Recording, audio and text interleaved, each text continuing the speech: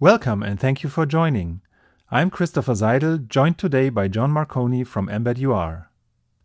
Edge AI makes local decision from sensor, audio, or vision data. This reduces latency, improves privacy, saves bandwidth and energy, and keeps products useful when connectivity is limited. As effective models and EthosU accelerators become common, machine learning will be a future requirement for embedded systems. The workflow we show today makes this practical. We'll show you how ModelNova Fusion Studio and Arm Keil MDK take an ML model from selection and optimization through validation and deployment on microcontrollers. With the EthosU family, Arm gives embedded developers standardized and efficient neural network acceleration at the edge. Today, the portfolio already spans 3 generations. EthosU made CNN and RNN workloads practical in highly constrained systems. EthosU 85 takes that further with broader operator support, including transformer networks. This opens the door to advanced generative AI use cases. This means you can implement speech-to-text, text-to-speech, vision-to-language, and richer multimodal experiences on embedded systems. But Edge AI does not only require hardware. Therefore, Arm delivers tools and software to make the development process smooth for you. The benefits in practice are exemplified with the AudioMark benchmark that implements a real application with wake-word spotting, including the audio front end, as well as echo and noise cancellation. On a Cortex M55 with Helium, the full software stack runs 6 times faster than on a Cortex M4, and with EthosU 55 it reaches a 22 times gain. The takeaway is, modern Cortex-M processors with Helium, EthosU, SEMSys DSP and NN, and tools let you scale Edge AI across real devices. Talking about real devices, these are microcontrollers with Helium and EthosU available today. You are not limited to one device or one vendor. In our examples, we use Aleph because they offer a strong development platform with dual-core Cortex M55, EthosU 55, EthosU 85, and plenty of memory. Software developed on Aleph exercises the same core compilation and runtime integration flows used by other targets, making it a useful reference platform for ML development. This slide connects the two worlds developers care about: model development and embedded integration. On the embedded side, our firmware still handles the real device. Sensors, audio or video input, DSP signal conditioning, and the output path. The ML model becomes one optimized component inside that system. On the MLOps side, you start with the use case, select a suitable model, then optimize it with training, compression, clustering, and quantization so it fits the memory and performance limits of the target device. The goal is a clean handoff, a compiled and validated model that can move into the classic embedded workflow. And because good ML starts with real-world data, this is where SDS comes in. We covered this in our last webinar that you can watch on demand. And now I hand over to John, who will explain how ModelNova simplifies the ML process. Thank you, Christopher. Hi, everyone. This is John Marconi from ModelNova, an embedUR company. At ModelNova, we take Edge AI from idea to production, leveraging more than 22 years of embedded, connectivity, and Edge AI excellence. We have 3 core Edge AI offerings. ModelNova is our all Edge AI model zoo with more than 175 pre-trained models benchmarked across the entire Arm EthosU NPU family and ready for the edge. Fusion Studio is our no-code desktop app to take these 175 plus Edge AI models, combine them with your dataset, compile them for your hardware, and see them running live right on your device. We also have a set of licensable models, such as our Nova ID face recognition solution that runs entirely on the edge devices and is already in production deployment. Why should Arm developers be interested in Fusion Studio? Fusion Studio provides Arm users an easy way to explore many Edge AI models and find a great fit for their device. Using the Arm MLIA, which is Machine Learning Inference Advisor, our catalog of 175 pre-trained models have been verified and benchmarked for speed and size across the entire range of Arm EthosU NPUs, from U55 to U85. A developer can pick the best model, train it with their own data, and deploy it to their target device right from Fusion Studio.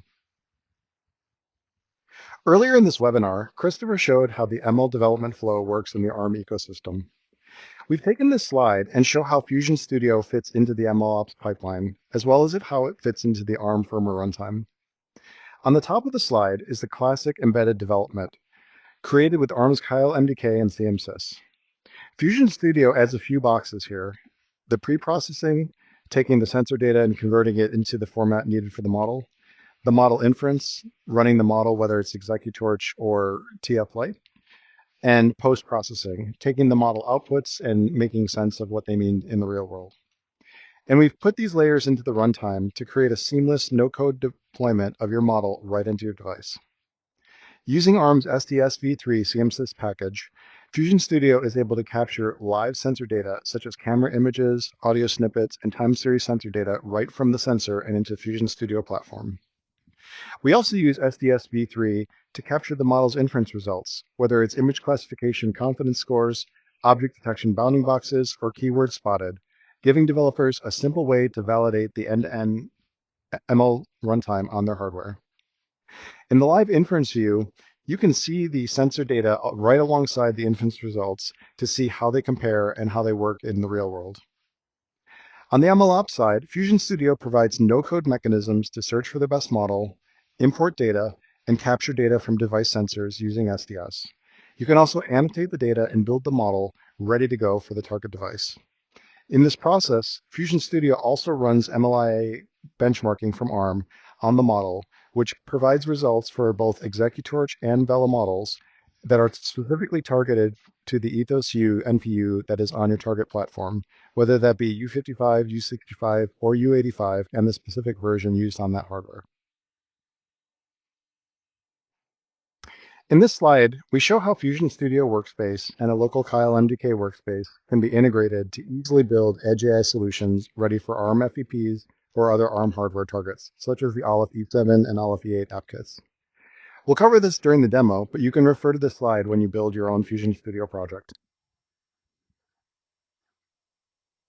Now we'll switch over to a live demo showing how Fusion Studio and an Aleph E8 platform work together, powered by Arm's MLOps tools like ExecuTorch and Vela, Arm's Keil MDK, and CMSIS packages like SDS v3.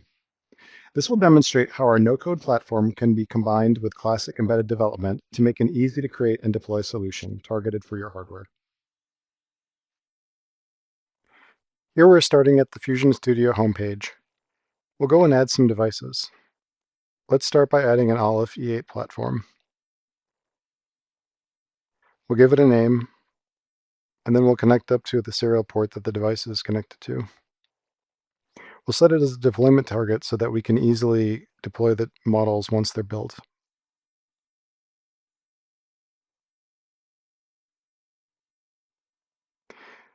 Now that we have our Aleph E8, let's go ahead and add a Corestone simulator. So we'll select the Corestone 320, which supports the Ethos U85. Give it a name, and then we'll connect to that Corestone simulator.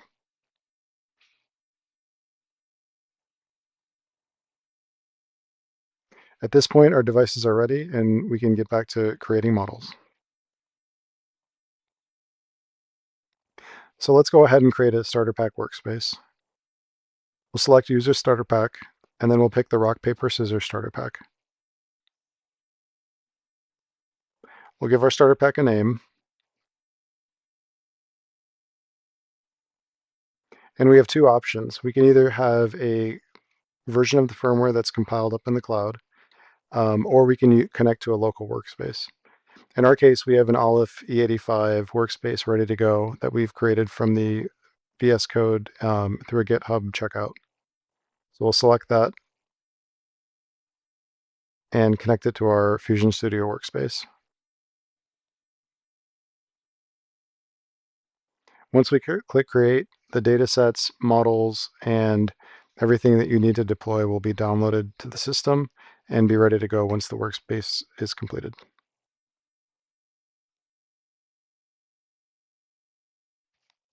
So once the workspace is created, you'll end up being able to select the data set that's been downloaded. In this case, the rock, paper, scissors data set for the starter pack. So we'll go ahead and select that.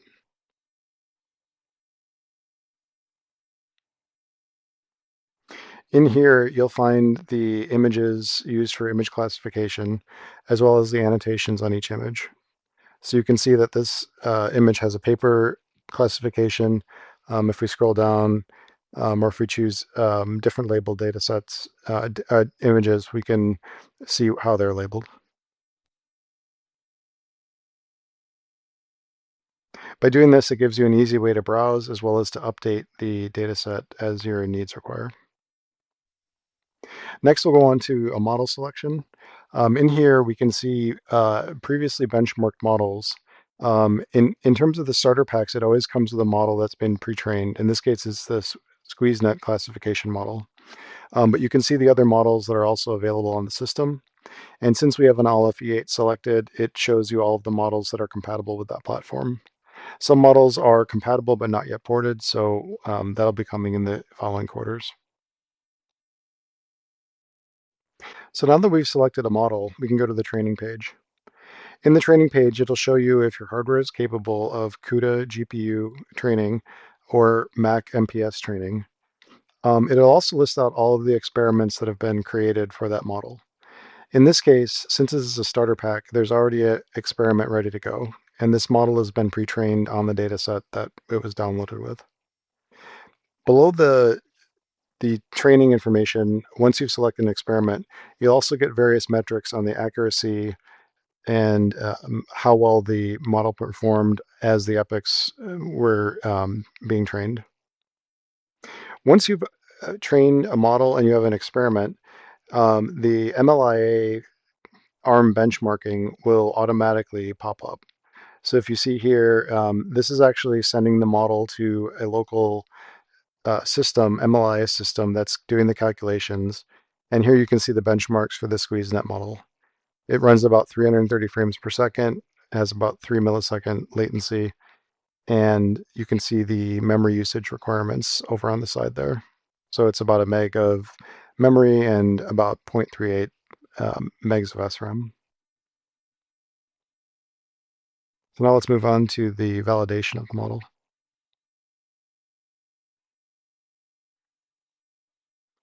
When you click the Validate Model button, the dataset's validation set will be run against the model. And essentially what we'll be doing is testing that the model inference results matches the ground truth from the labeled dataset. So here, this inference of the validation dataset takes a little bit of time, but you can go through image by image or inference by inference and see what the results were. There's also a confusion matrix that gives you an idea of how well the model performed, as well as how well did it perform across each of the classes in the dataset. So now we'll move on to model deployment. So deploying a model onto an Aleph E8 or any other Arm EthosU platform basically requires a couple things. So we'll kind of open the details here as the model's compiling and take a look at what's happening. If you can see here, there's a few steps, including building the model. So when we trained the model earlier, we end up with a PyTorch or a TF-Lite version of that model, but it's not specifically compiled for Arm EthosU. These various steps coming up here are actually sending the model through the Arm EthosU, whether it's Vela or ExecuTorch mechanisms, to take those models and optimize them specifically for the EthosU chipset.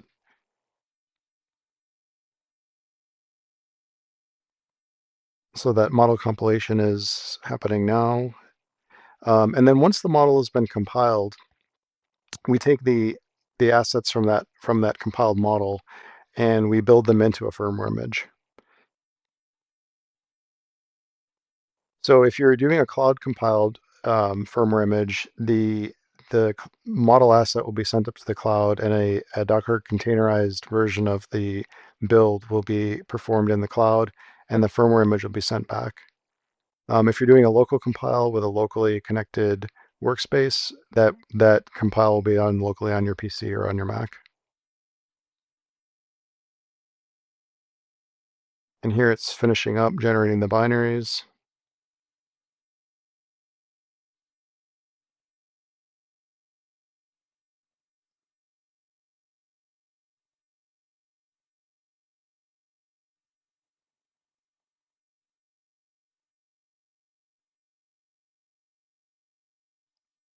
And then once this stops, a couple things can happen. At that point, you can download the artifacts. And in the case of the build, there's a couple of different artifacts that come out. One of them is a firmware image, so the actual ELF file. And another one is the model itself, the model binary image. Once you've also finished the compile, at this point you can actually go deploy. So since we've connected an Aleph E8, we're actually using the Seger JTAG link connected to that board, and we're pushing the firmware image across the board. We're also using the SDS framework to capture the camera inputs, which you're seeing on the left-hand side, as well as the model outputs from the post-processing, which you're seeing on the right-hand side. And in the image on the left, you can see the inference results are overlaid on top of the images coming from the camera. So let's say that you want to add some more data to your device from your device using the actual sensor itself. We support that through Fusion Studio. And here we'll go into our workspace, and we'll click on this button to capture from the device. So this is, again, using the Arm SDS v3 framework to pull the sensor data directly from the camera, or could also be audio data from a microphone. And in this case, it's essentially running a live capture from the camera. Here I am putting my hand in front of the camera, and you can either capture a video or you can capture individual frames. So if you remember the rock, paper, scissors data set that I showed earlier, it was pretty basic. There was hands that were all in a very specific orientation against a white background. There's a lot of contrast. But real world sensors, real world use cases, the data sets won't be so clean. So often you'll want to collect this data from your sensor and then add the annotations yourself. So in this case, I gathered several images of my hand, and then we'll go ahead and select them, add them to the data set, and then we'll go and annotate them. So in image classification, you basically give it one of the various labels that are available. And through the tool, you can add labels and modify labels. But then we can go image by image and assign them assign a label to each image.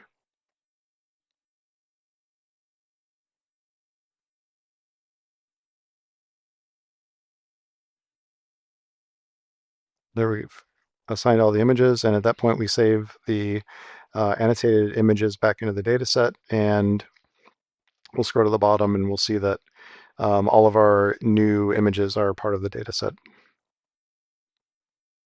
You can also go label type by label type and see what is in those labels.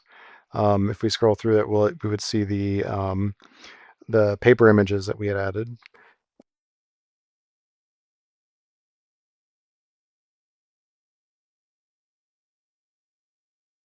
So jumping around a bit, I wanted to show how the Arm Keil MDK workspace is laid out. Just really briefly, as part of this project for the ModelNova repository, there's two different platforms you can pick, either an Aleph E8 U85 or a Core Stone 320.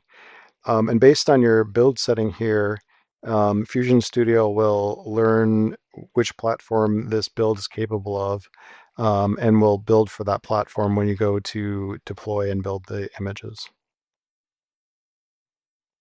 So earlier we showed one of our workspaces working on an Aleph E8 board. I wanted to also quickly show how the workspace can work with an FVP simulator. So in this case, we have another starter pack system that's been actually integrated with a second workspace from the ModelNova Arm GitHub checkout. But this one was set up to be an FVP build. So in this case, we actually still go through the same mechanism to compile the image for the FVP in this case. And it also builds that model into the FVP firmware image. So at this point, we can go and actually start the inference on the FVP. And what happens here is that that firmware image gets input into the FVP and it runs locally on the device. This only works on PC, it doesn't work on Mac. But you actually get that same type of input and output. In the case of the FVP, it doesn't have a real camera. So we have two different options. Either you can send in an MP4 video, or you can actually send in part of the validation data set that will be input into the FVP, and then inference will be run on that.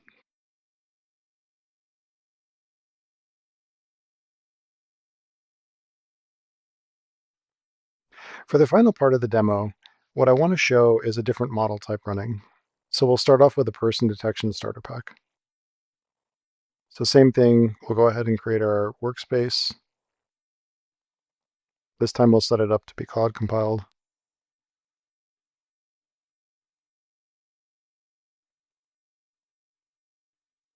We'll go ahead and create it.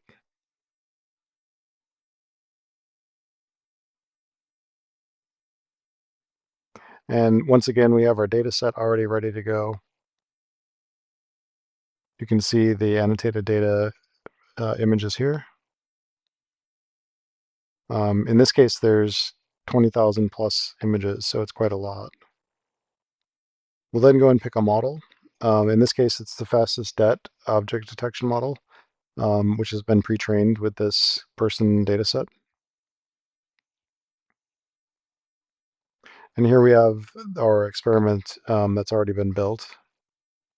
And so we'll go ahead and get the MLIA benchmark for this. Here's what we get for the U85 that we're going to run this on.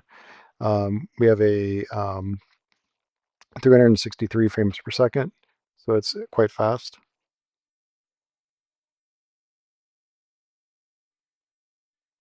And one thing that we need to do is actually go and switch from the Core Stone 320 to the Olive platform. So we'll go ahead and do that.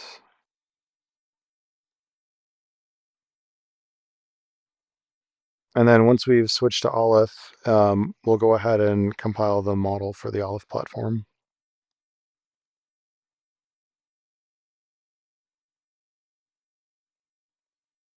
So we'll kind of skip through this a little bit. So here we have our compiled model, and then we'll show you what inference looks like on the Olive E8 board. So here again is the JTAG download directly to the device.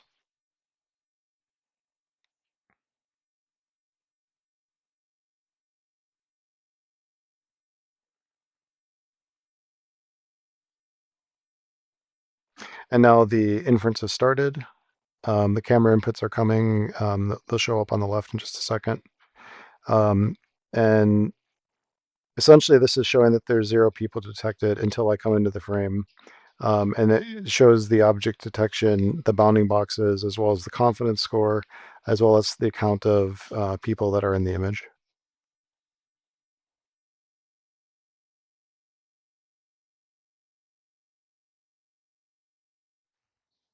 Fusion Studio has been built from the ground up to be an all-local, private, and easy-to-use, no-code application for creating and validating edge AI solutions. You can keep all of your data, labels, and domain expertise on your PC or Mac without sending it to the cloud. We currently support the entire range of Arm Ethos-U NPUs on Arm's FPP simulators, as well as a small but growing list of target hardware devices such as the Olive E7, Olive E8, and Raspberry Pi. In the coming quarters, we'll make it easier to deploy models to new platforms, including more silicon vendor development kits using Arm Ethos NPUs. Our model catalog also continues to grow on our ModelNova site, as well as inside of Fusion Studio. We're targeting more than 200 models next quarter, and we'll continue to grow the model zoo and give developers the best open source models ready to go for their hardware. We're also adding new features to Fusion Studio, like running and evaluating the model directly on your PC or Mac when you don't have target hardware available.